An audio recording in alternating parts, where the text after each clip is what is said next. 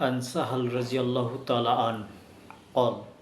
قال رسول الله صلى الله عليه وسلم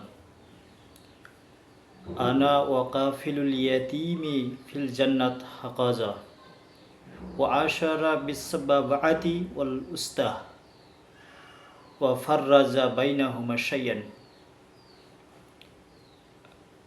সাহাল রাদিয়াল্লাহু তাআলা আনহু বর্ণিত قال তিনি বলেন قال رسول الله صلى الله عليه وسلم রাসূল করিম সাল্লাল্লাহু আলাইহি ওয়াসাল্লাম ইরশাদ করেন আনা ওয়া কাফিলুল ইয়াতীম ফিল জান্নাত হাকাজা আমি এবং ইয়াতীম পালনকারী কাল কিয়ামতে জান্নাতে এভাবেই থাকব ওয়া আশারা বিসসাবাবাতি ওয়াল উস্তা এই কথা বলার পরে তিনি তার তর্জনী আঙ্গুল ও মধ্যমা আঙ্গুল এভাবে দেখালেন ওয়াফাররাজা বাইনাহুমা শাইআন অর্থাৎ ইতিম পালনকারী আর আমি কাল কিয়ামতে জান্নাতে এভাবেই থাকব। অর্থাৎ আল্লাহ রাসূল সাল্লাল্লাহু আলাইহি সাল্লাম বললেন আল্লাহ রাব্বুল আলামিন আমাদের হিসাব এবং নিকাশ দেওয়ার পরে কাল কিয়ামতে যখন আমাদের জন্য জান্নাত ফয়সালা করে দেবেন ঠিক সেই দিন ইতিম পালনকারী আর আমি জান্নাতে